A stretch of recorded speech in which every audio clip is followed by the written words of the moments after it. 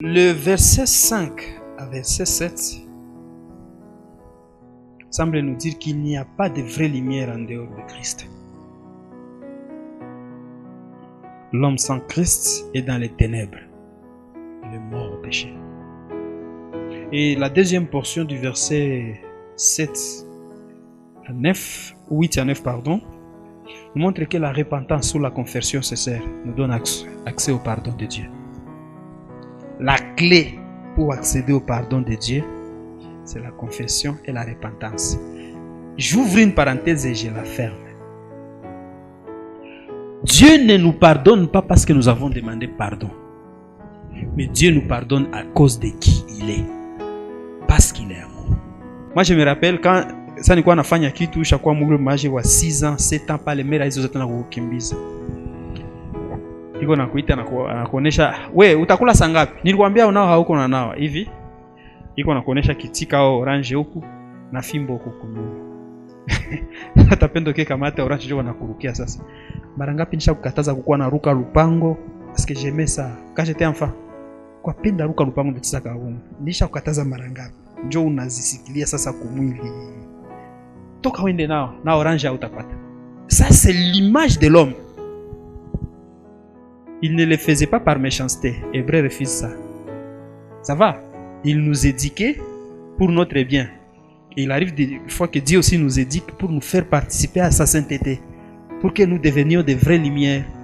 Pour que nous découvrions qui il est et que nous reflétions réellement cette nature. Dieu peut le faire. Mais en ce qui concerne le pardon, il nous a déjà pardonné. Mais l'expression de notre dépendance de son pardon doit découler d'une attitude de repentance de notre part. Ça va. Pourquoi je le dis? Si vous comprenez mal ces versets, vous serez comme ces chrétiens-là.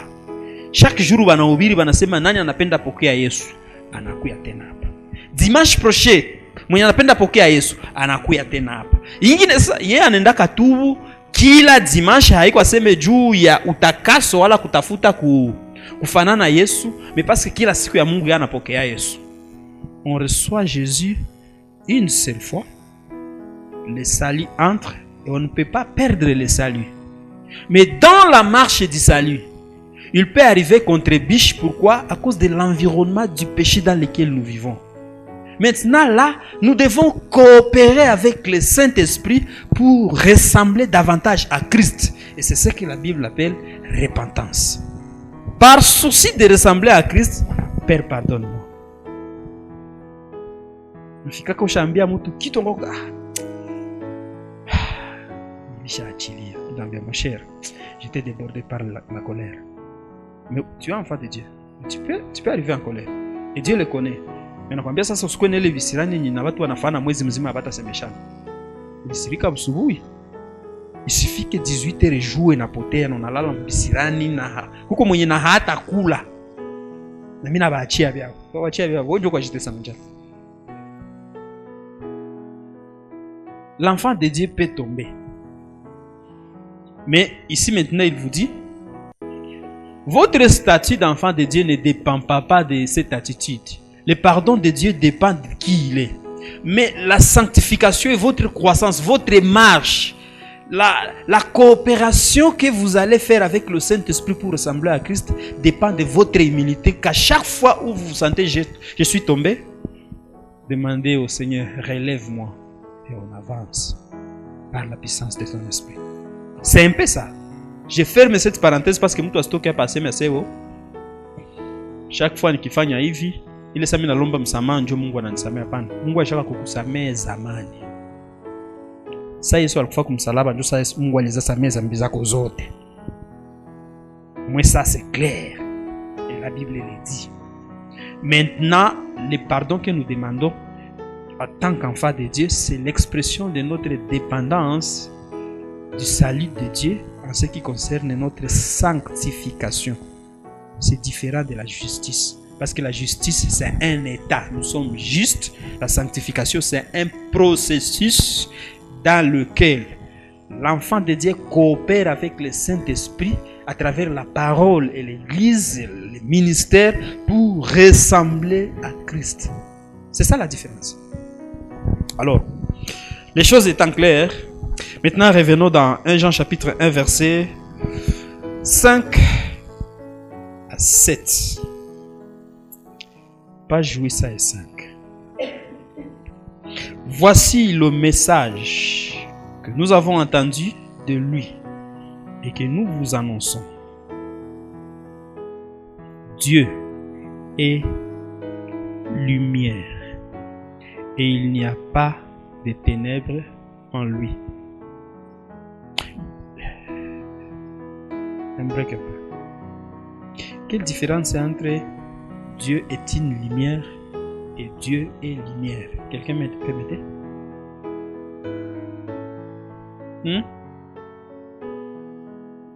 Quelle différence entre Dieu est lumière et Dieu est une lumière? C'est pas la mathématique pourtant. Vous saisissez la différence? Dieu est lumière, c'est-à-dire parmi d'autres. Vous comprenez? Ça c'est très important. Dieu n'est pas une lumière parmi d'autres. En matière d'illumination spirituelle, il n'y a pas d'alternative. Ou Dieu ou rien. C'est pourquoi il dit Dieu est lumière. S'il disait Dieu est une lumière, on nous ouvrirait une ébauche où on dit bon ça va. J'ai pu aussi chercher une autre lumière.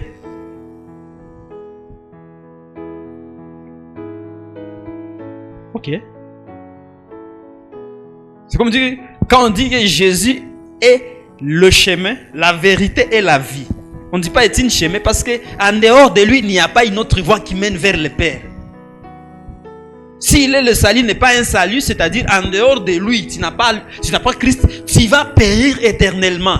Et toi, et d'autres subterfuges ou approches que vous pouvez décider, ça ne vous amènera jamais au salut. Parce qu'il n'y a qu'un seul salut. Et ce salut, c'est une personne. Et cette personne, c'est Dieu fait chair dans la personne de Christ.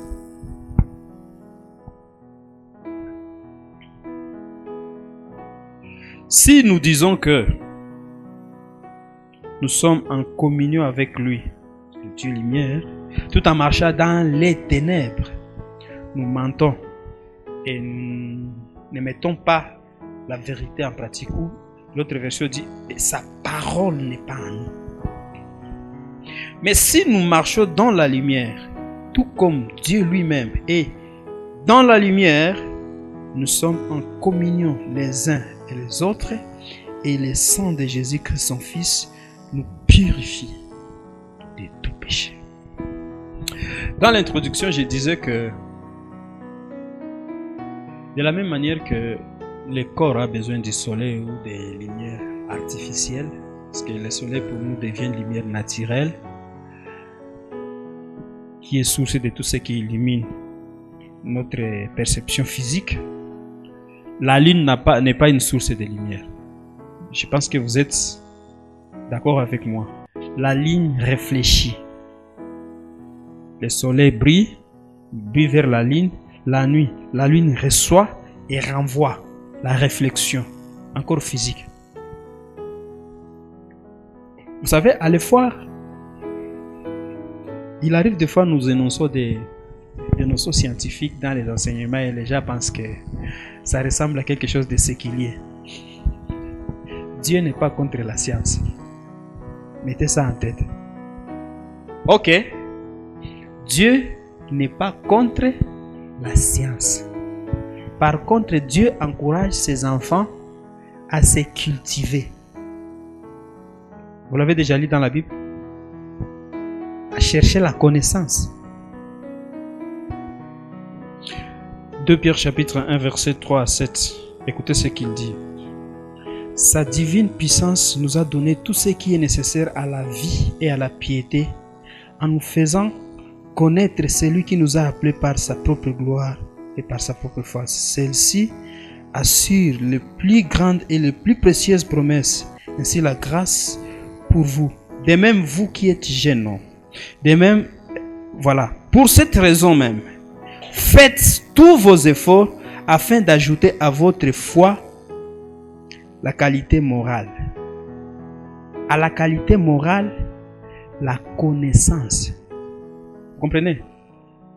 C'est-à-dire, la piété, Joe version ingine nasema, à votre foi, il faut ajouter la piété, qui est la qualité morale. À la piété, il faut ajouter la science.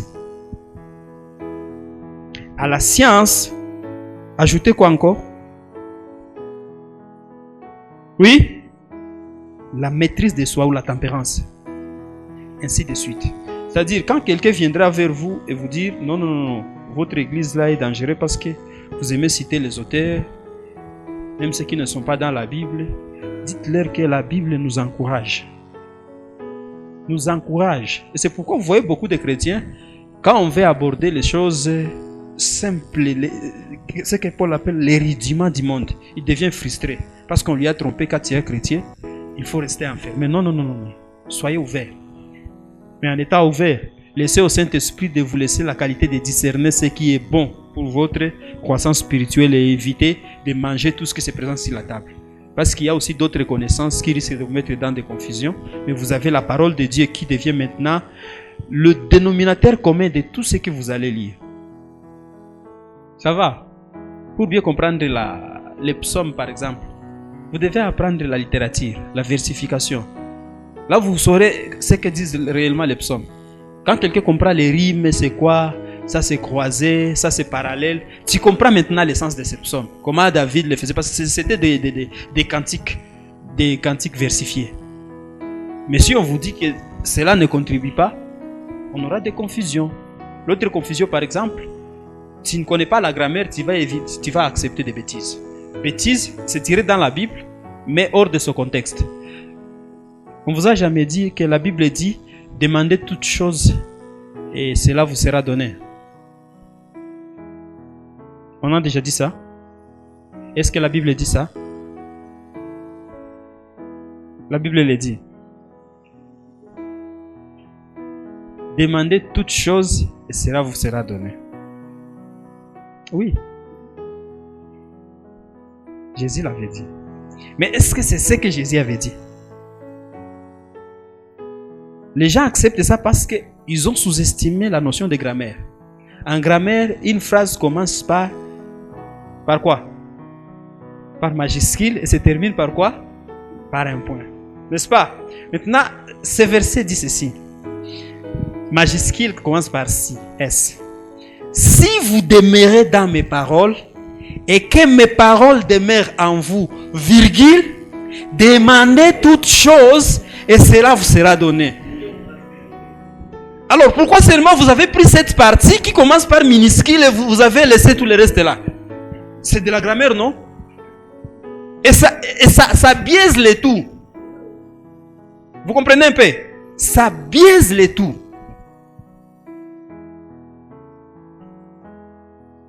C'était une parenthèse, mais c'est intéressant.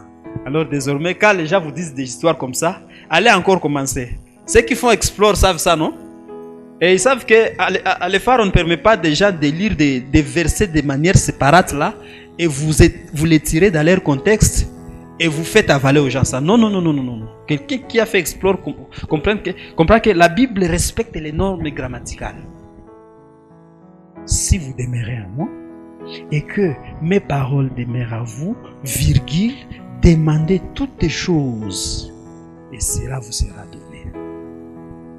C'est-à-dire quelqu'un qui n'est pas en Christ, quelqu'un dans qui la parole de Christ ne demeure pas, même s'il demande, même s'il gêne, même s'il donne, même s'il s'offre lui-même sur la croix et mourir, il demande et rien ne va arriver. Il faut dire aux gens la vérité.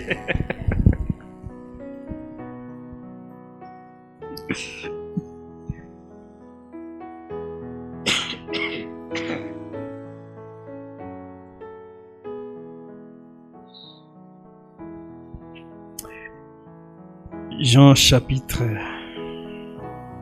8 verset 12, l'évangile des Jean, parce que ici c'est l'épître des Jean.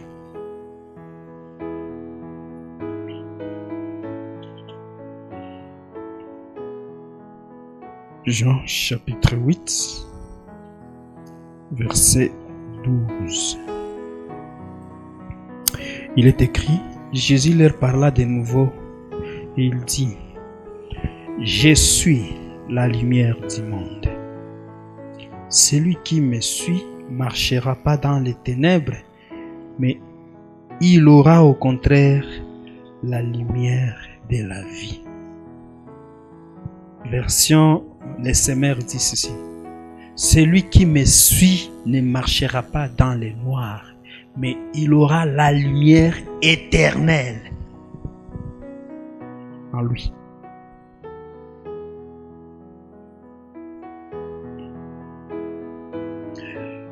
Vous comprenez que c'était juste l'entonnoir. Mais quand nous rentrons dans l'évangile de Jean chapitre 1 verset 4 à 9, mais commencez au commencement, vous allez comprendre le chemin. Il dit au commencement était la parole, et la parole était avec Dieu, et la parole était Dieu. Elle était au commencement avec Dieu. Toutes choses ont été faites à lui, et rien de ce qui a été fait n'a été fait sans lui. En lui était la vie, verset 4, et la vie était quoi? La lumière des hommes. Et la lumière, lui, dans les ténèbres, et les ténèbres ne l'ont point reçue. La lumière biblique ici, ce n'est pas une propagation des ondes. La lumière biblique ici, ce n'est pas une expansion électromagnétique. La lumière biblique, c'est une personne. Et cette personne, c'est Christ. Amen.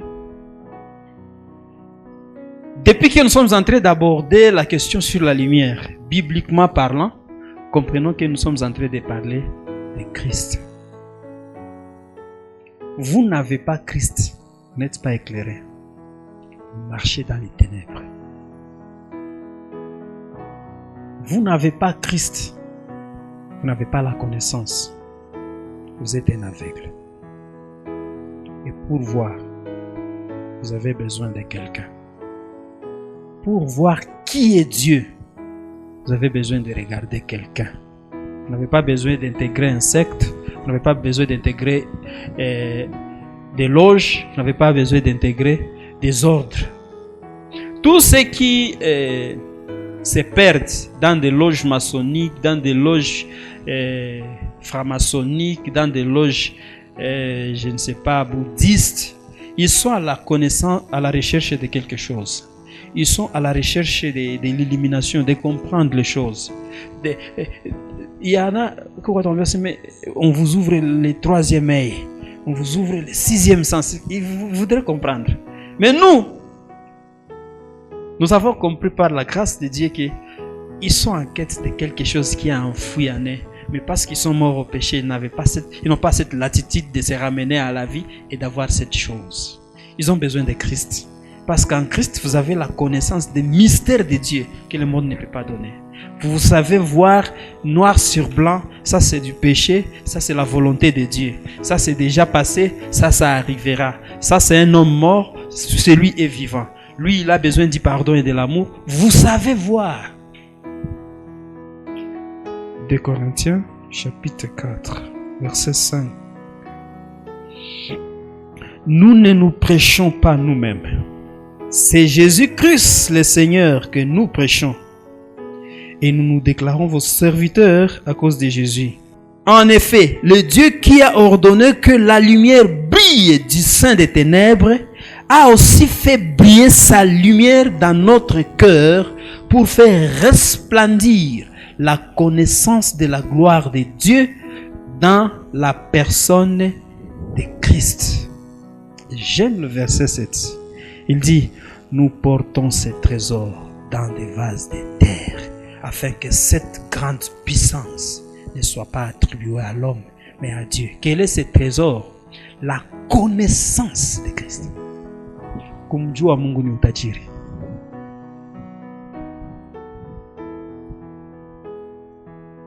C'est très profond ce que Paul dit. C'est-à-dire quoi? Dieu ne peut pas venir et commence à se parler de lui sans d'abord faire quelque chose au préalable. La première des choses qu'il fait, il y a des étapes dans l'agissement de Dieu.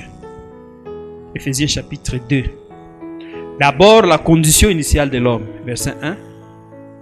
Non, verset 3. Nous sommes morts au péché. Tu ne connais pas Christ, tu es mort. Alors on peut dire un cadavre. Un cadavre a besoin de la lumière. Pourquoi? Ça me sert à rien. Il est mort. Il n'a pas besoin de lumière. C'est pourquoi même en Europe, je n'avais pas vu des éclairages publics, des lampadaires dans des cimetières. À moins que vous en avez vu. Moi, je n'en avais pas vu. Des lampadaires dans les cimetières, je n'ai jamais vu. Pourquoi? Ce sont des cadavres, ils n'ont pas besoin de lumière. Et Dieu savait quoi? Nous étions morts au péché. Avant d'abord de faire resplendir la lumière de sa connaissance, il doit d'abord faire la première chose, ramener la vie. Quand nous sommes créés en Christ, nous devenons une nouvelle création en Christ. Maintenant, la deuxième chose c'est fait, il fait resplendir la lumière.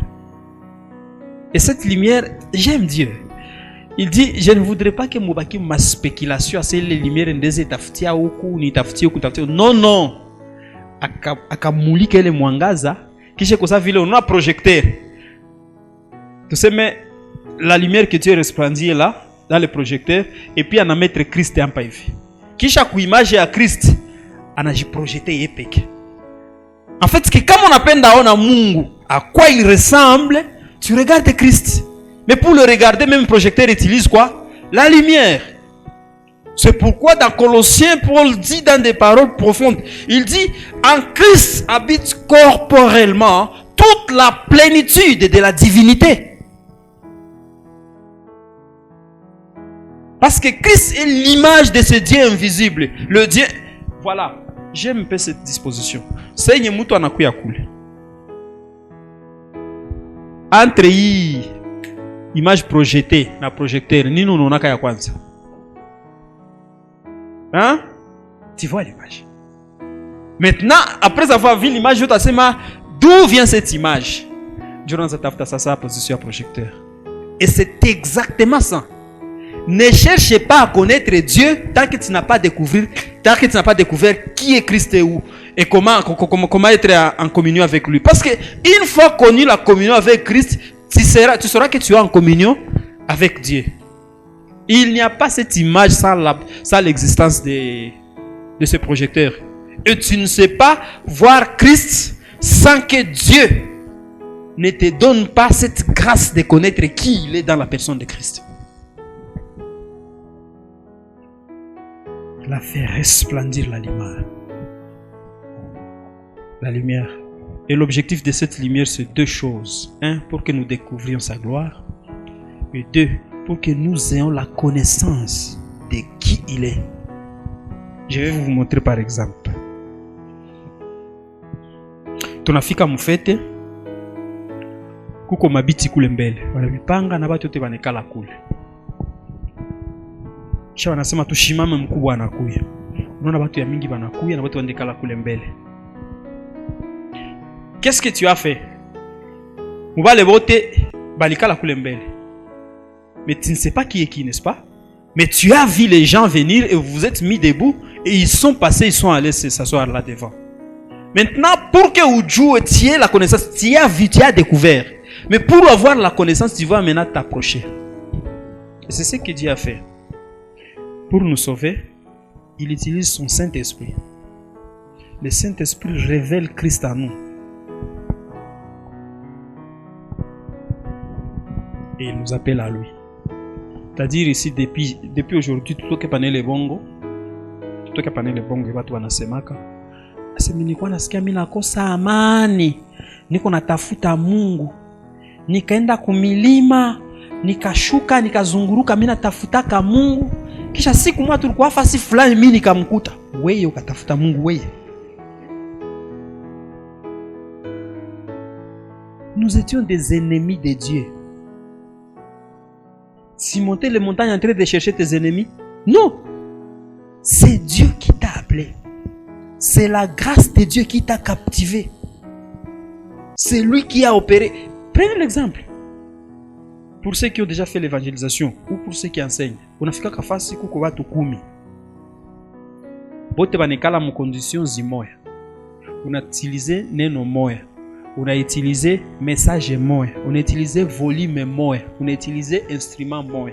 Mbale watu 10 peut-être kesho yake nilitokea kuta mtu anakuambia Pierre, nilikuwa penda tonane vile vinyulisema kile siku nilisikia sasa vile vinaniinterest kesi nizendelesha. Wale wengine kenda usira wakusikia. Balisikia kama yule ndio mwenye Roho Mtakatifu alifahamu kazi. C'est pourquoi c'est par orgueil que l'homme peut dire que moi j'ai cherché Dieu. C'est Dieu qui nous a cherchés. Et nous l'avons chanté, nous le chantons souvent, la grâce infinie. J'étais perdu, il m'a retrouvé. J'étais aveugle, maintenant je vois. C'est pourquoi Ephésiens chapitre 2 verset 8 jusqu'à 10 il dit: vous êtes sauvés par grâce, par les moyens de la foi, et cela ne vient pas de vous. C'est un don de Dieu. J'aime le verset 10. Ce n'est point par des œuvres, afin que personne ne se glorifie, même les papes. C'est un pécheur coupable et condamnable devant Dieu. Il a besoin du salut et du pardon de Dieu. Même les papes de Rome. Parce que si le pape n'était pas concerné, on allait dire afin que personne ne se glorifie. Alors à ce titre, nous sommes tous égaux devant Dieu. Hakuna wenjo kabambi, na hakuna wenjo kidogo. Njoo wanashia huko watu wake ile mabiti ya mbele watu wanakaa nasobeka kuikala mbele wase bale njoo ateule bale. Na wao wengine non. Tous enfants de Dieu, tous sauvés par grâce, tous pardonnés par grâce, tous intégrés dans la famille de Dieu par grâce.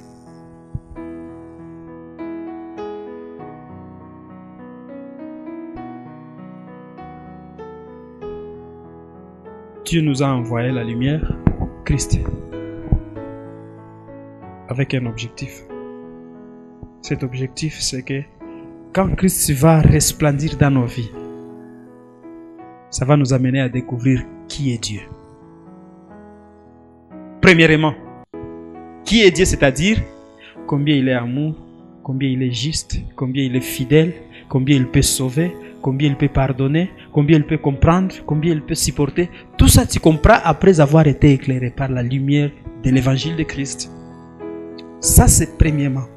Mais deuxièmement, ça nous aide à nous comprendre nous-mêmes. Comprendre combien vulnérables, pécheurs, coupables, méchants, condamnables que nous sommes. Et que nous avons éternellement et perpétuellement besoin du salut, du pardon, de la grâce de Dieu. Ça nous ramène maintenant à comprendre pourquoi il dit que si nous n'avons pas de péché, nous disons que nous sommes des menteurs. Versets 8 à 9. Et c'est là que nous allons chuter.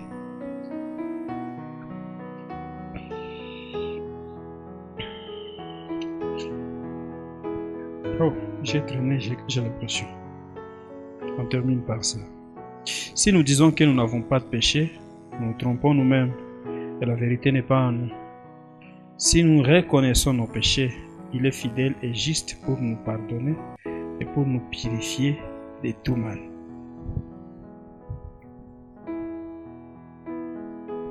Une parenthèse. De quel péché s'agit-il ici? L'apôtre est en train d'évoquer pas du péché originel. C'est pourquoi il est en train d'utiliser les péchés au pluriel. Parce que quand il s'agit du péché originel, c'est toujours au singulier le péché adamique que nous tous nous avons hérité. Mais quand c'est au pluriel ici, en tant qu'enfant de Dieu, le mot péché, marcia, signifie rater le but. Qu'est-ce que ça veut dire? Lorsque Dieu nous sauve, suivez-moi très bien, lorsque Dieu nous sauve, Ephésiens dit que nous sommes son ouvrage. Il nous a créés en Jésus-Christ. Pourquoi? Pour de bonnes œuvres qu'il a préparées d'avance. Comprenez un peu? Lorsque Dieu nous sauve, il nous sauve parce que nous devenons une nouvelle création en Christ et avec un objectif. Je vous donne un exemple. Tout ce qui est ici, c'est pour un but. Quand tu vas au marché, tu achètes ce microphone et que Joël arrive ici dimanche, ça ne marche pas. Vous allez dire, ce microphone a manqué le but pour lequel je l'ai acheté. N'est-ce pas ça? Et dans le langage biblique, maintenant, on dit ce microphone a péché. Si Dieu t'a créé pour le but de refléter qui il est, si Dieu t'a créé en Christ, je parle de la nouvelle naissance maintenant. Ça concerne ceux qui ont déjà reçu Christ. Si tu n'as pas encore reçu Christ, prenez ça juste comme l'information. Mais pour les enfants de Dieu, je suis très sérieux, pour les enfants de Dieu, c'est très sérieux. Quand tu nais de nouveau, quand tu entres dans la famille de Dieu, Dieu ne t'appelle pas pour devenir observateur.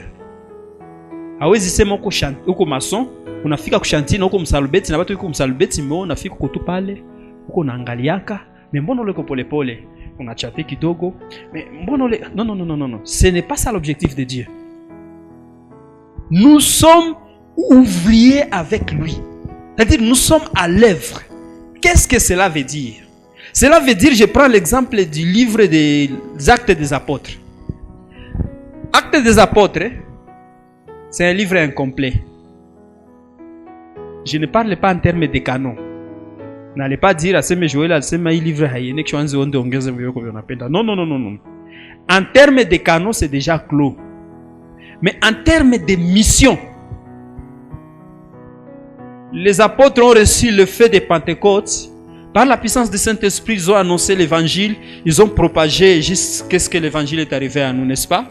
Maintenant, si nous ne prêchons pas l'évangile, comment les autres là qui n'ont pas encore reçu seront sauvés? Vous comprenez que la mission continue. La mission apostolique continue. Et quand tu t'appelles enfant de Dieu, et que tu ne comprends pas qu'on t'a dit de faire des nations les disciples, tu ne fais pas des disciples, c'est un péché.